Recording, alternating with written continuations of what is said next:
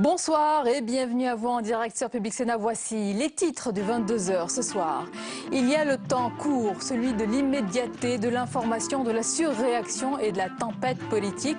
Et puis il y a le temps long, celui de l'histoire, de la réflexion. Comment interpréter avec distance ces derniers jours politiques et très polémiques? Notre invité ce soir, l'historien et membre de l'Académie française Pierre Nora, auteur de Recherche de la France aux éditions Gallimard. Incertitude autour d'une éventuelle offre de reprise par le fabricant américain Titan, tandis que le ministre du redressement productif Arnaud Montebourg a annoncé cette nouvelle pour le site Goodyear d'Amiens-Nord. Le PDG du groupe Maurice Taylor refuse de confirmer. On se souvient que le ministre et le patron américain surnommé le Grizzly s'étaient déjà vivement opposés sur ce dossier. Explication dans le tour de l'info tout à l'heure. Et puis le moment approche dans la chapelle centriste. Tout le monde attend désormais l'union officielle de François Bayrou et de Jean-Louis Borloo qui devrait être effective cette semaine. Cela fait un mois que les deux hommes travaillent sur une charte régissant leur vie commune au centre. Puis ce sera cap sur les municipales et les européennes. Tous les détails sur la semaine de préparatifs avant le mariage dans ce journal. Voilà pour le programme de votre 22h. Merci d'être en notre compagnie ce soir. La réponse n'a pas tardé. Après la controverse née des révélations d'Edward Snowden sur l'espionnage américain en France, Washington minimise, assurant que l'Amérique espionne, oui, comme tous les pays. Paris avait haussé le ton dans la journée, convoquant l'ambassadeur des États-Unis et exigeant des réponses claires. On voit tout cela avec Nathalie Guilloire. La NSA espionne la vie privée des Français de façon massive. Selon le journal Le Monde, en moins d'un mois, entre le 10 décembre 2012 et le 8 janvier 2013, l'agence de sécurité américaine aurait effectué plus de 70 millions d'enregistrements de données téléphoniques dans l'Hexagone. Suite à ces révélations, Laurent Fabius annonce ce matin qu'il convoque l'ambassadeur des États-Unis au Quai d'Orsay. Ce type de pratique entre partenaires qui porte atteinte à la vie privée est totalement inacceptable. Et il faut s'assurer très rapidement, en tout cas, qu'elles ne sont plus pratiquées. Selon Le Monde, les cibles de la NSA concernent aussi bien des personnes suspectées de liens avec les activités terroristes que des personnes appartenant au monde des affaires, de la politique ou de l'administration française. Dans ces documents, on découvre également que l'agence de sécurité américaine s'est intéressée de très près aux messageries Wanadoo et à Alcatel-Lucent. Laurent Fabius annonce aujourd'hui que ce sujet sera évoqué au Conseil européen de jeudi, un conseil qui sera consacré aux enjeux du numérique. La gestion de l'affaire Leonarda par le président Hollande a été violemment critiquée par l'opposition, désapprouvée dans son propre camp et incomprise par la presse internationale et en particulier par les médias européens, sans pitié vis-à-vis de la décision du chef de l'État français de faire revenir seule en France la collégienne. Et à cette séquence s'est ajoutée une fin de primaire mouvementée à Marseille. On voit tout cela avec Paul Bouffard. Un accueil lui sera réservé. Et à elle seule. Il voulait le faire lui-même, éteindre l'incendie Leonarda. Mais au final, François Hollande se brûle. Sans trancher entre fermeté et humanité, il ne satisfait personne. Pire, on l'accuse d'un manque de clarté. Merci. Et le fiasco continue. Quand par médias interposés, le président de la République française est interpellé par une jeune fille de 15 ans au Kosovo. En France, c'est le Capharnaüm.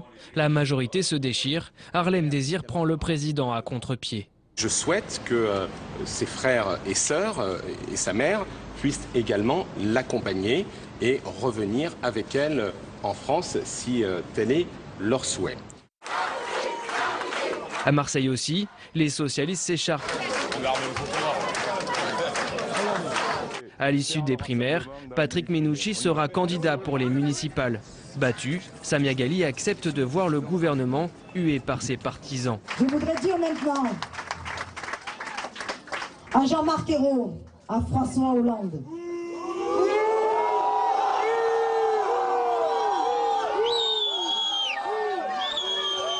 Cette fois, Pas de formule baladurienne, pas de « je vous demande de vous arrêter », même pas un ralliement ce soir aux candidats du Parti socialiste. Samia, Leonarda, deux prénoms qui ce week-end auront fait trembler les murs de l'Élysée. La justice a ouvert une enquête après les propos d'une ex-candidate du Front National au municipal qui avait comparé la ministre de la Justice à un singe. Christiane Taubira avait alors répliqué, dénonçant la pensée mortifère et meurtrière du parti de Marine Le Pen. Le FN qui envisage aussi d'engager à son tour une procédure judiciaire. Quant à la garde des Sceaux, elle tacle de nouveau le Front National. On l'écoute. Il y a un sujet qui ne m'intéresse pas, c'est bien de réfléchir sur le Front National. Ceci étant, je crois qu'il y a un certain nombre de vérités à rappeler, parce que manifestement, les tentatives de ripollinage ont troublé quelques esprits, donc il faut rappeler que chaque parti, quel qu'il soit, a son héritage, il a son patrimoine, il a son passif, il a son actif. Chaque parti doit l'assumer ou en tout cas le renier au moins.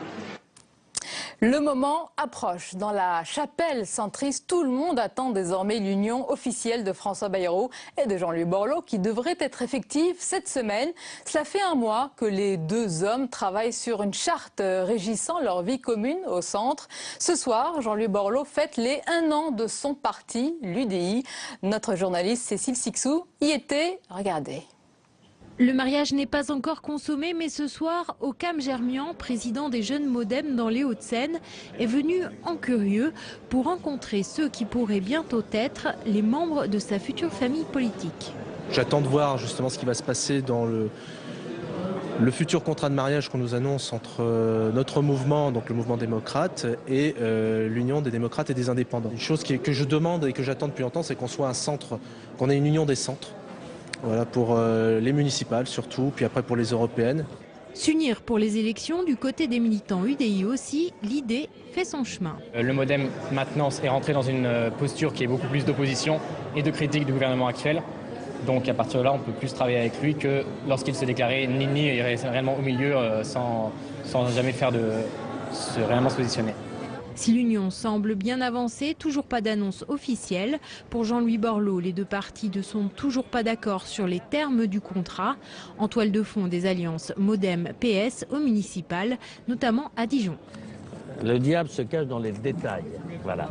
Donc comme on n'est pas convoqué par la police, on a le temps de faire les choses proprement. Mais c'était mon objectif il y a 1 an. J'avais dit je réunirais tout le monde. Voilà.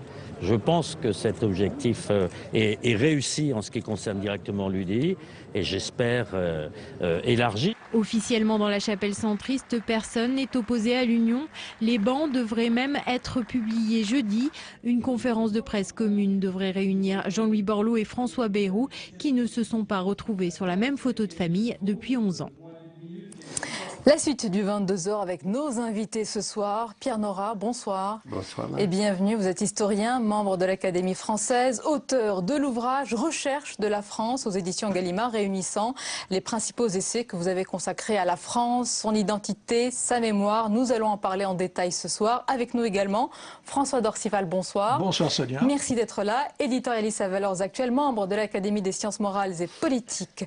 Tout d'abord, Pierre Nora, le regard de l'historien. Ces derniers jours ont été marqués par une tempête politique, des troubles au sommet de l'État, dans la majorité, dans la rue, avec les lycéens, dans les médias, où une collégienne répondait directement au président de la France. Il y a aussi des interrogations au sein de notre société. Comment vous analysez, non plus cette affaire, mais ce psychodrame Leonarda? Oui, il est un peu lié à la personnalité, au rapport entre l'opinion et le président de la République qui est fréquent depuis Sarkozy, il faut dire. À titre personnel, je pense qu'à partir du moment où il prenait la parole, le président ne pouvait pas dire grand-chose d'autre que ce qu'il a dit. Fallait-il qu'il prenne la parole, c'est une autre affaire. C'était relevé peut-être du Premier ministre plutôt que du président de la République. Bon, alors, ça confirme, si j'ose dire, que nous sommes en pleine crise d'identité historique, ce qui justifie d'une certaine façon qu'on prenne un regard de longue durée et qu'on en vienne à mon livre, voilà. Certains dénoncent un emballement, une hystérisation des débats. Qu'est-ce que ça traduit justement de notre société? Une conjonction de phénomènes évidente. avec la montée en puissance du Front National, évidemment, la vie politique qui paraît tourner autour de Marine Le Pen, les affaires de Marseille, la personnalité de Manuel Valls et son attitude à l'intérieur de la majorité, ses déclarations sur les Roms, tout ça, affaire Leonarda, compose un ensemble conjoncturel, mais qui révèle une crise de structure. François d'Orcival, je reviens sur cette affaire. Un mandat de président, quel qu'il soit, est marqué par des affaires, des épisodes qui, sur le moment, sont jugés terribles pour l'exécutif et puis parfois, rapidement, oubliés. Est-ce que cette affaire va laisser des traces, des séquelles, des cicatrices, selon vous? C'est-à-dire que ça ressemble aussi à un escalier. Nos confrères du Monde aujourd'hui disent que c'est la 3e crise majeure depuis un peu plus d'1 an. Ils énumèrent l'affaire de Florange, puis celle de Jérôme Cahuzac, et aujourd'hui cette affaire. Mais on a l'impression que de semaine en semaine, on va de crise en crise. Et la question qui est posée, c'est à la fin, que reste-t-il de l'autorité du président de la République? Question d'identité, dit Pierre Morin. Naturellement, oui.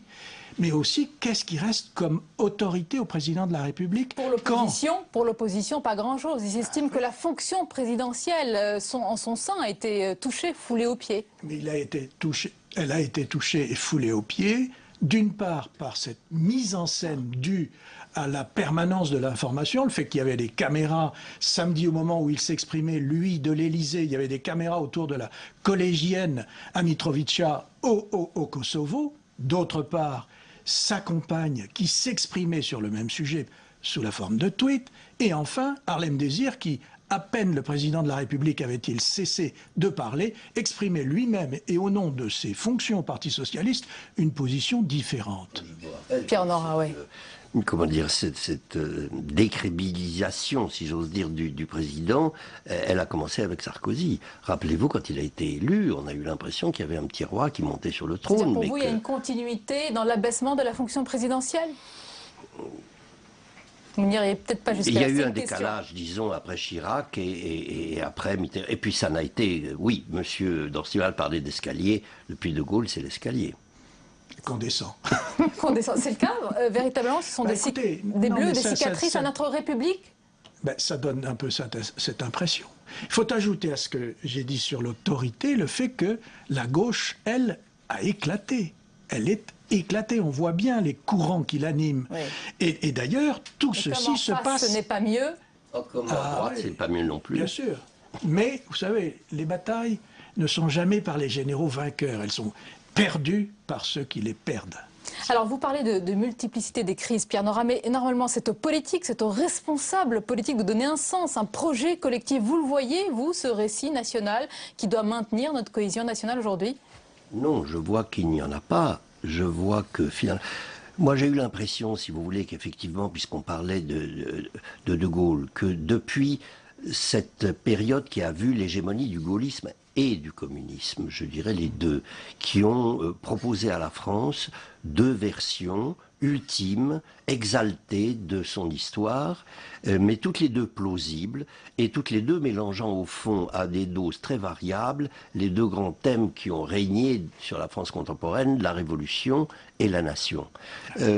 Et que leur emprise simultanée et leur disparition symétrique ont laissé la France dans un état assez grave de confrontation avec sa propre réalité que les deux, communisme et gaulliste, avaient masqué, avaient fait vivre au fond la France au-dessus d'elle-même, et que depuis, ça m'a beaucoup frappé en faisant ce livre, aucune des percées idéologiques n'a représenté un véritable projet national.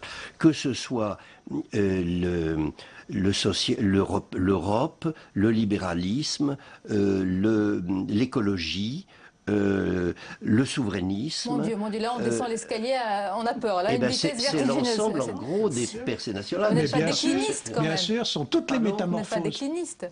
Non, je ne suis pas décliniste, je suis métamorphosiste, si vous voulez. C'est-à-dire que je pense que la France vit une mue profonde d'un changement de modèle qui a commencé dans les années 70, qui s'est précipité dans les années 80, qui tient à beaucoup de facteurs, en particulier la conscience qu'elle a perdu 3 guerres, dont la défaite a été dissimulée en 1918 parce que c'était celle de l'Europe tout entière, mais on va le retrouver avec le centenaire Donc, de la guerre de 14. On est sorti de la grande histoire à partir de 1918 ?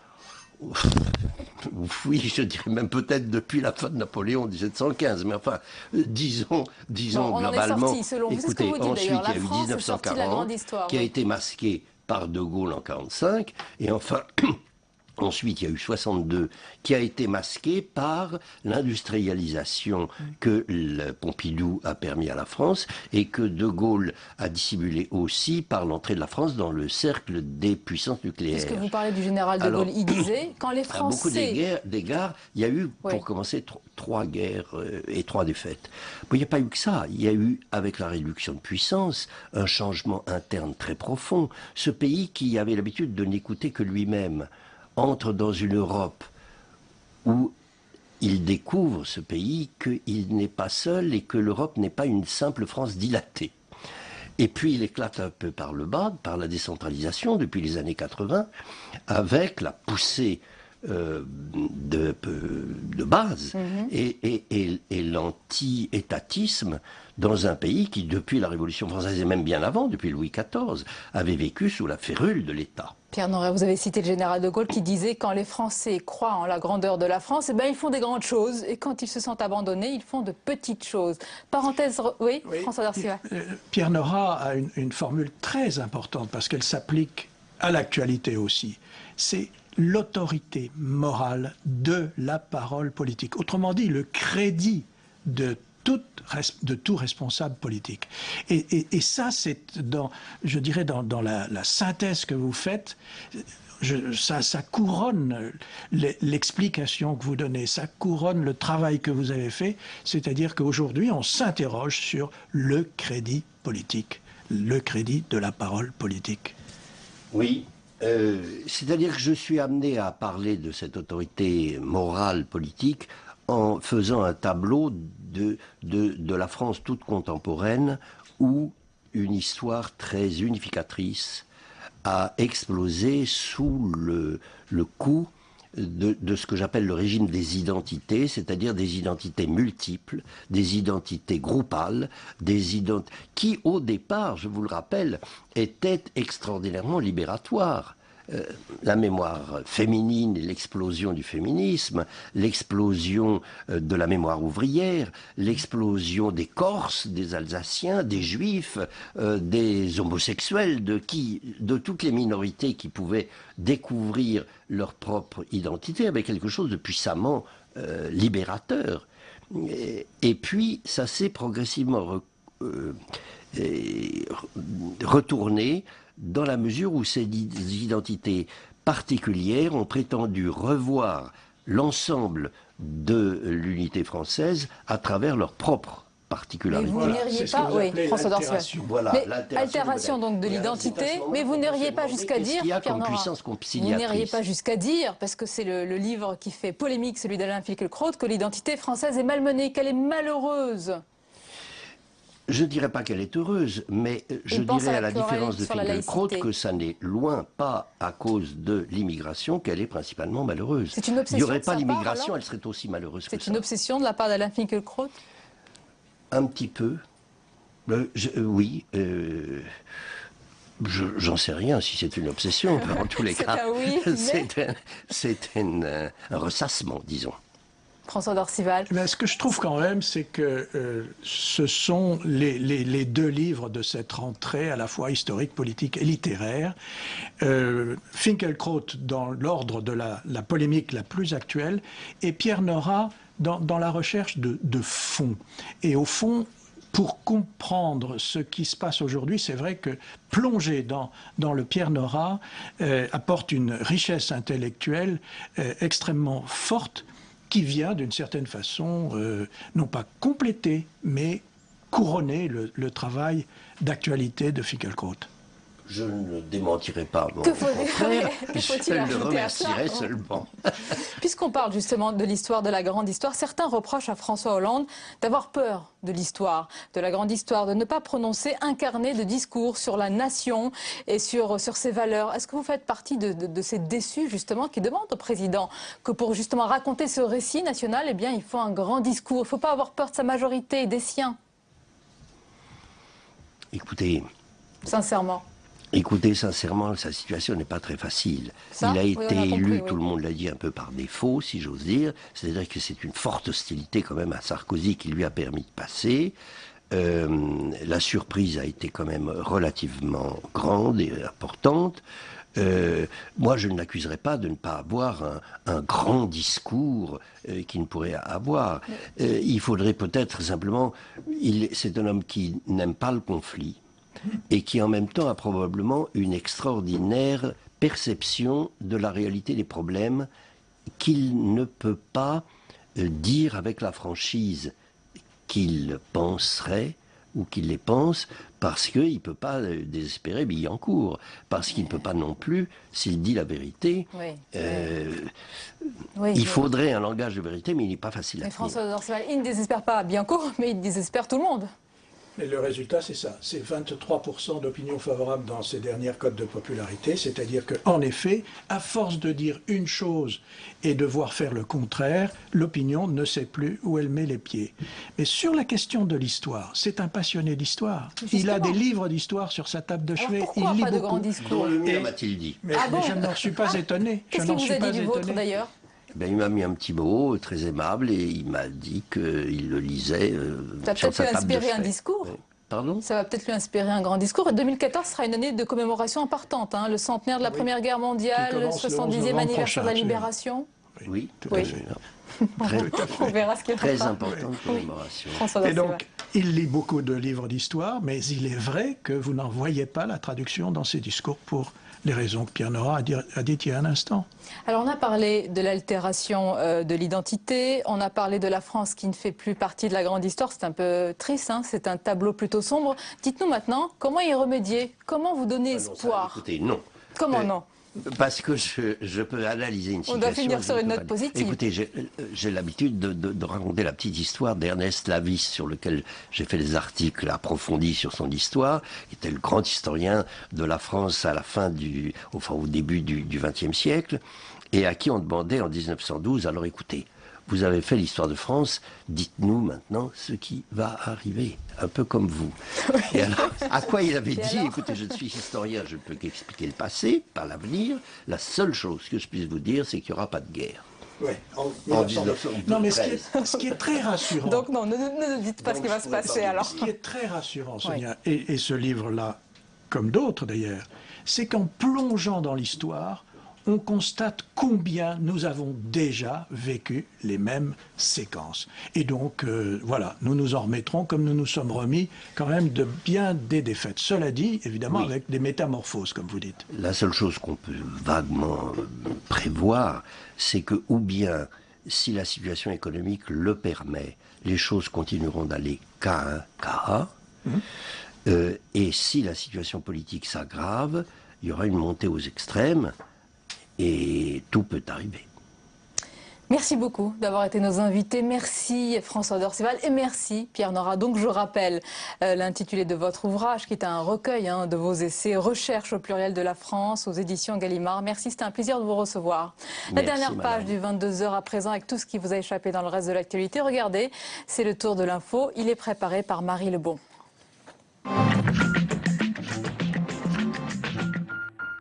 C'est Arnaud Montebourg qui l'a annoncé ce matin. Le groupe Titan aurait fait une nouvelle offre de reprise du site Goodyear d'Amiens-Nord.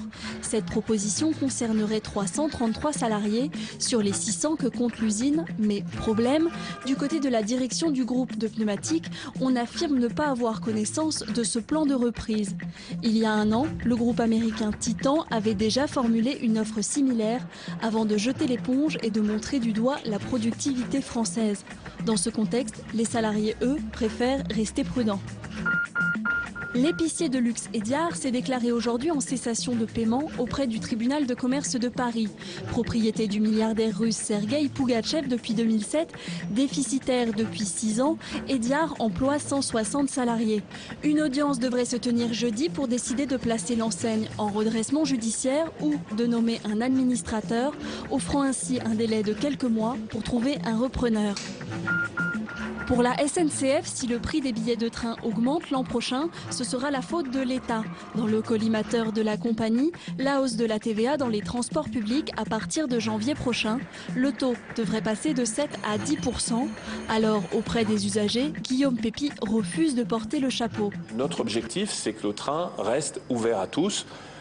Oui, il y a une augmentation de la TVA parce que c'est le Parlement qui la vote, ça c'est la République, mais la SNCF ne fera pas d'augmentation supplémentaire. Un coup dur pour la SNCF qui fait face à une baisse de la fréquentation en 2013 sur les lignes TGV et qui mise sur la multiplication des prix bas. L'armée française a l'épreuve des efforts budgétaires. Aujourd'hui, dans l'hémicycle, les sénateurs ont examiné la loi de programmation militaire, un texte qui n'échappera pas à une nouvelle vague de suppression d'effectifs. D'ici à 2019, c'est 34 000 postes qui devront disparaître, mais dans le même temps, l'État devrait investir 730 millions d'euros chaque année dans la recherche et le matériel. Cet effort tourné vers les équipements, qu'il s'agisse des livraisons préservées, des programmes lancés ou de recherche engagée, en s'appliquant à nos forces, bénéficiera aussi évidemment directement à nos industries de défense, dont aucun des 9 secteurs majeurs n'est tenu à l'écart. Le dessin du jour est signé Willem pour Libération. Une semaine après la victoire du candidat frontiste dans le canton de Brignoles, dans le Var, il illustre la montée du FN dans le sud de la France à la veille des élections municipales.